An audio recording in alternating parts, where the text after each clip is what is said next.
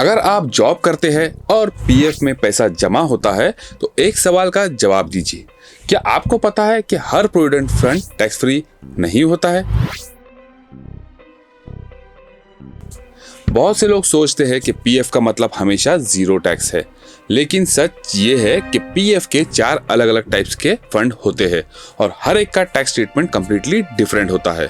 कहीं एम्प्लॉयर का contribution tax free होता है, कहीं इंटरेस्ट टैक्सेबल हो जाता है और कुछ केसेस में तो रिटायरमेंट के टाइम मिलने वाला पूरा का पूरा अमाउंट जो है ना वो भी टैक्सेबल बन सकता है। तो आज की इस वीडियो में हम प्रोविडेंट फंड के सारे टाइप्स को सिंपल लैंग्वेज में समझेंगे विथ रियल एग्जांपल्स, ताकि इस वीडियो के बाद पीएफ से रिलेटेड आपको कोई भी कंफ्यूजन नहीं रहेगा।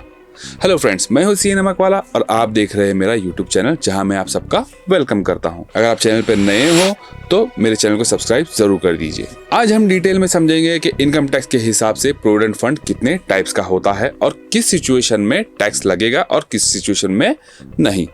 सबसे पहले ये समझते हैं कि प्रोविडेंट फंड होता क्या है। देखिए, प्रोविडेंट फंड एक रिटायरमेंट सेविंग स्कीम है। इसमें एम्प्लॉय और कई केसेस में एम्प्लॉयर भी हर महीने कंट्रीब्यूशन करता है। ये अमाउंट रिटायरमेंट या जॉब छोड़ने के बाद एम्प्लॉयज को मिलता है। गवर्नमेंट ने टैक्स पर्पस के लिए प्रोविडेंट फंड को 4 कैटेगरीज में डिवाइड किया है। पहली है statutory provident fund SPF, second है recognised provident fund RPF, third है अनरिकॉग्नाइज्ड प्रोविडेंट फंड URPF और फोर्थ है पब्लिक प्रोविडेंट फंड PPF। अब इन्हें एक एक करके समझते हैं। स्टैट्यूटरी प्रोविडेंट फंड एक गवर्नमेंट प्रोविडेंट फंड है। ये mainly central government, state government, universities और गवर्नमेंट एजुकेशन इंस्टीट्यूशंस के एम्प्लॉय के लिए होता है। टैक्स ट्रीटमेंट की बात करें तो एम्प्लॉयर जितना भी कंट्रीब्यूशन करेगा वो एम्प्लॉय के लिए कंप्लीटली टैक्स फ्री होगा। वहीं गवर्नमेंट द्वारा क्रेडिट किया गया इंटरेस्ट भी टैक्स फ्री होता है। लेकिन ध्यान रहे, अगर एम्प्लॉय का एनुअल कंट्रीब्यूशन 2.5 लाख से ज्यादा है और एम्प्लॉयर भी कंट्रीब्यूशन करता है तो एक्सेस कंट्रीब्यूशन पर मिलने वाला इंटरेस्ट टैक्सेबल हो जाएगा, और अगर एम्प्लॉयर कंट्रीब्यूशन ही नहीं करता है तो ये लिमिट 5 लाख होगी। अब आते हैं रिटायरमेंट पर मिलने वाले अमाउंट पर। रिटायरमेंट या सर्विस टर्मिनेट होने पर मिलने वाला पूरा लमसम अमाउंट टैक्स फ्री होता है। सेकंड है रिकॉग्नाइज्ड प्रोविडेंट फंड। ये सबसे कॉमन प्रोविडेंट फंड है। प्राइवेट कंपनीज और बहुत से ऑर्गेनाइजेशंस अपने एम्प्लॉयज के लिए इसी प्रोविडेंट फंड का इस्तेमाल करती है। इस फंड को इनकम टैक्स डिपार्टमेंट से रिकॉग्निशन मिला हुआ है। एम्प्लॉय सैलरी का 12% तक कंट्रीब्यूशन करे तो एम्प्लॉय के लिए टैक्स फ्री है। अगर 12% से ज्यादा कंट्रीब्यूट करे तो एक्सेस अमाउंट सैलरी इनकम बन जाएगी। यहाँ सैलरी का मतलब होता है बेसिक सैलरी, डियरनेस अलाउंस अगर रिटायरमेंट बेनिफिट के लिए कंसिडर होती हो तो, और turnover based fix percentage commission. बात करें इंटरेस्ट की तो 9.5% पर एनम तक इंटरेस्ट टैक्स फ्री है। अगर इंटरेस्ट रेट 9.5% से ज्यादा है तो एक्स्ट्रा इंटरेस्ट टैक्सेबल हो जाएगा। साथ ही एम्प्लॉइज कंट्रीब्यूशन 2.5 लाख से ऊपर होने पर एक्सेस कंट्रीब्यूशन पर इंटरेस्ट भी टैक्सेबल हो सकता है। अब आते हैं रिटायरमेंट पर मिलने वाले अमाउंट पर। नॉर्मली रिटायरमेंट पर मिलने वाला अमाउंट टैक्स फ्री होता है, लेकिन उसके लिए कुछ कंडीशन आपको सेटिस्फाई करनी पड़ेगी। कंडीशन नंबर 1, एम्प्लॉइज ने मिनिमम 5 साल कंटिन्यूअस सर्विस की हो। अगर पहले एम्प्लॉयर का पीएफ ट्रांसफर हुआ है तो प्रीवियस सर्विस भी काउंट होगी।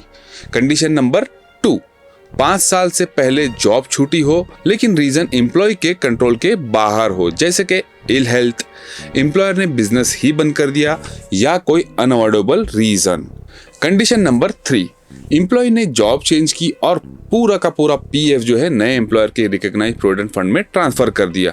अगर ये कंडीशन सेटिस्फाई नहीं होती है तो विड्रॉल को बिगिनिंग से अनरिकॉग्नाइज्ड प्रोविडेंट फंड की तरह ही ट्रीट किया जाएगा और उस पर भी आपको टैक्स देना पड़ेगा। थर्ड प्रोविडेंट फंड है अनरिकॉग्नाइज्ड प्रोविडेंट फंड। ये ऐसा प्रोविडेंट फंड है जिसे इनकम टैक्स डिपार्टमेंट की रिकॉग्निशन नहीं मिली है। आज के टाइम में इसका यूज बहुत ही कम होता है। इसमें एम्प्लॉयर शेयर और इंटरेस्ट कंट्रीब्यूशन के वक्त टैक्सेबल नहीं होता है, लेकिन असली टैक्स रिटायरमेंट के टाइम आता है। रिटायरमेंट पर विड्रॉल के टाइम अमाउंट को 4 पार्ट्स में डिवाइड किया जाता है। एम्प्लॉय कंट्रीब्यूशन ये टैक्स फ्री होता है क्योंकि ये ऑलरेडी एम्प्लॉय की इनकम से लिया गया है।